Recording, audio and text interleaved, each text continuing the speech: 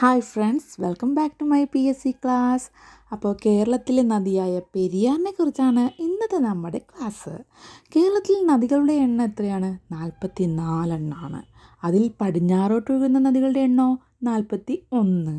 കേരളത്തിൽ കിഴക്കോട്ടൊഴുകുന്ന നദികൾ ഏതെല്ലാം? 3 എണ്ണമാണ്. അത് കബനി, പാമ്പാർ, ഭവാനി. കബനി, പാമ്പാർ, ഭവാനി. ഓക്കെ. ഇനി ഏറ്റവും നീളം കൂടിയ നദിയാണ് നമ്മുടെ പെരിയാർ. 744 കിലോമീറ്ററാണ്. ഓക്കെ. പെരിയാർ കേരളത്തിലെ ഏറ്റവും നീളം കൂടിയ നദിയാണ്. കേരളത്തിൻ്റെ ജീവരേഖ എന്നറിയപ്പെടുന്ന നദിയാണ് പെരിയാർ.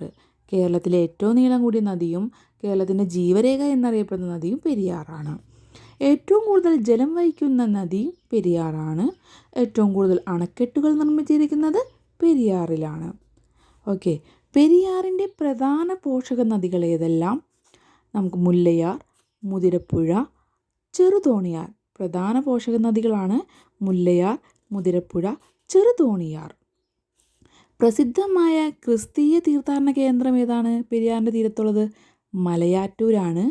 അതുപോലെ പെരിയാർ ഒഴുകുന്ന ജില്ലകൾ ഇടുക്കി,